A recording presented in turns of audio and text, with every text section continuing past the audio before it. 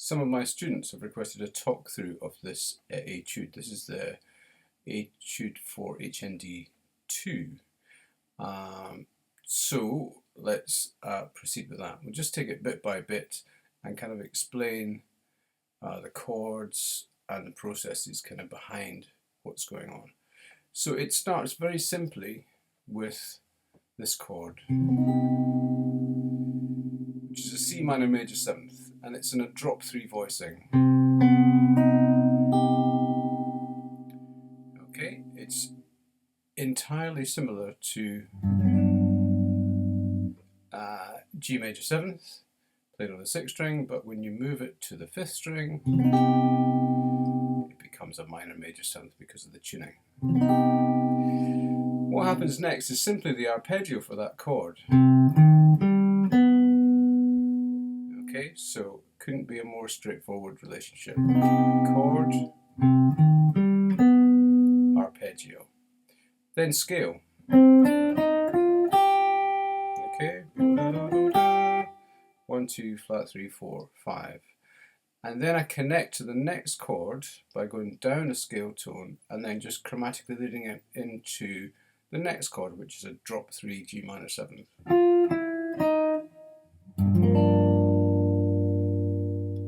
Okay, so we've got chord, arpeggio, scale,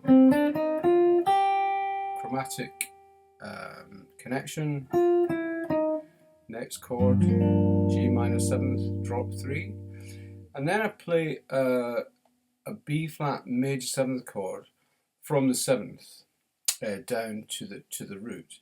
That effectively is a G minor 9th chord. Okay, so again it's just 5th position, 1, 2, 3, 4, and then I do a little kind of diminished, altered, whichever way you want to kind of look at this. It's really just a finger pattern. And again, more chromaticism filling into the next chord, which is F major 9, but this time going up the. Okay, so this is an F major 9 chord with no 5th. It's a very convenient voicing for that.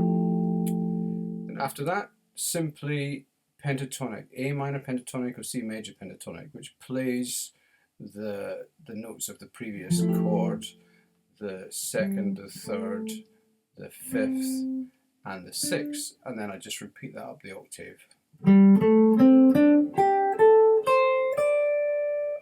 And then next, the chord is going to F minor 7th, but I am playing an A flat major 7th, and the implication of that is F minor 9th.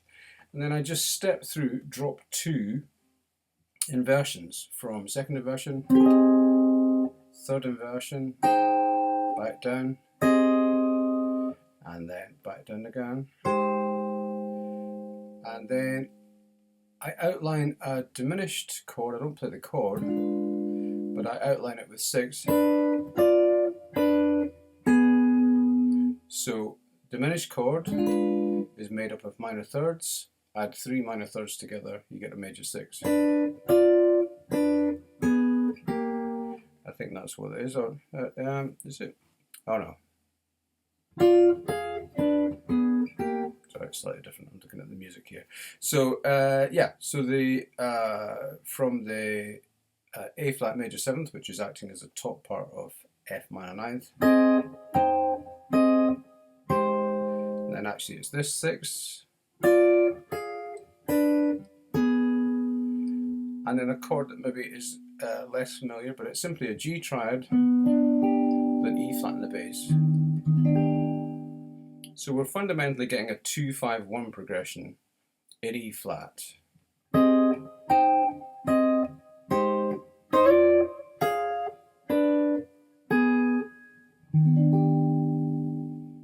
Okay, and then the next chord is going to be E flat minor 9th, but again I'm playing G major 7th, drop 2 inversions. So and then just do a little connecting phrase which connects first of all to that chord, so 2 notes from the G triad, and then leading up to scale-wise motion up to the E flat chord, which is a G flat major 7. I'm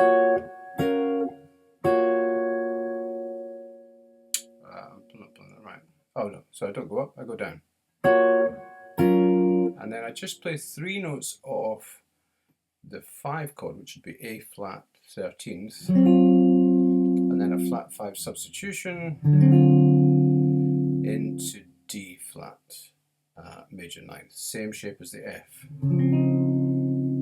Okay, so it's actually very simple. The harmonic outline is really from the F minor chord is 2, 5, 1 in E flat, and then 2, 5, 1 in D flat. So from this chord, and then diminished, sharp 5 instead of straightforward major 7th, little kind of arpeggio scale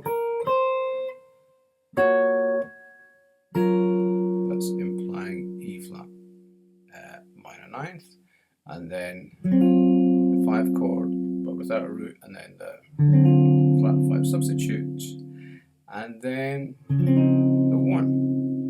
And then I simply, again, like before, go down the major 7th arpeggio. So previously I went down the arpeggio here, but now I'm going down the arpeggio here in this key. Okay, and then the chord moves on to D minor 7 flat 5, which is the same as D flat major 7th, but just with the root raised to D natural rather than D flat. So I go D flat major 7th arpeggio, and then bring the root up, the other notes stay the same, into the next octave, and then the next chord, this is a minor 2, 5, 1. Okay, so I do the D minor 7 flat 5 arpeggio, 2 octaves, and then I'm playing on G 7th altered. So first of all, I play something that looks a bit like a little bit like a kind of D flat 9th kind of connected arpeggio, and then I do a diminished arpeggio, D diminished or B diminished or A flat diminished or F diminished, which implies G7 with a flat 9th. And then I go into a C minor chord, but rather than going into a C minor 7th, I go into a slightly more beautiful and kind of spooky sounding C minor 6 9th, which is maybe a chord that is new to people, but it's very straightforward and uses all 4 fingers, low to high. It's 3, 1, 2, 4. Okay, so it's just a minor chord with the 6th and the 9th. So going back, 2, 5, 1. So I go up the arpeggio, imply D flat 9th, implying G7 flat 9 with a diminished arpeggio, and then resolve onto the C minor. Now you may remember that the piece started with the C minor chord, so that's kind of the key that we're in, although we do lots of journeys through other keys to get there. And at the end, I simply do a pattern, a rhythmic pattern, and a scale pattern on C melodic minor, and then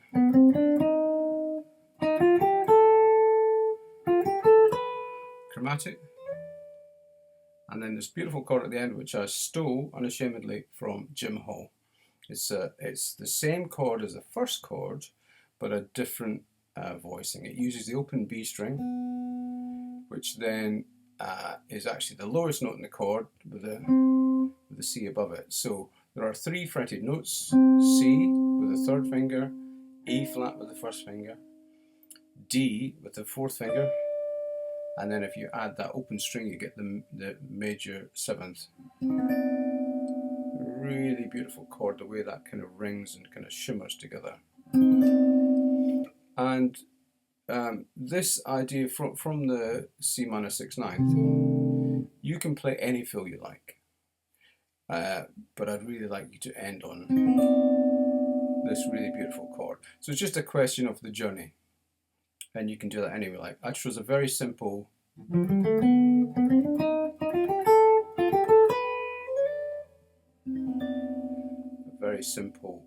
path.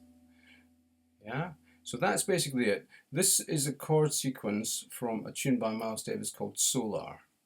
So check that out as well. I think it's a 50s recording, 55. Beautiful, beautiful tune. And the feature of this tune is it's increasing harmonic rhythm. So the chords start to come thicker and faster as it goes through the sequence. So it starts on 2 bars of this chord,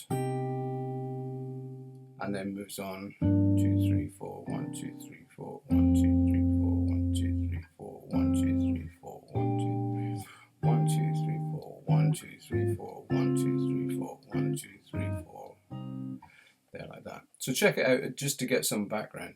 But essentially you can do pretty much anything you like with this piece in terms of phrasing. It's not meant to be in time, it's just meant to be expressive.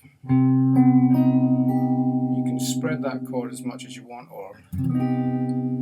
and then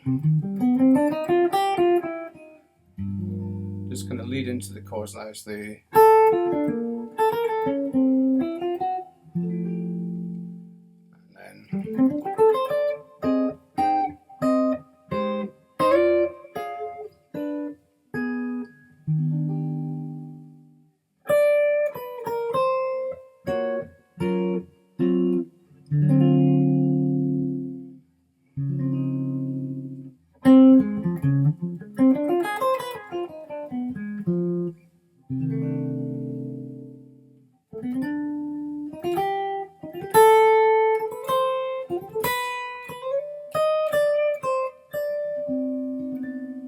okay, so because I fluffed up the ending and I wasn't looking at the paper, I played the wrong fill at the end, but I just kind of made something up, so it should have been.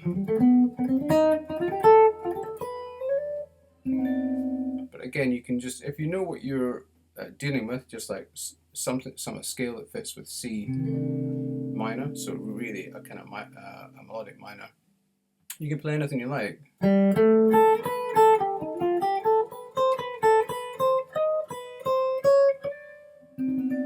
Anything you like that kind of makes that work. So it's really just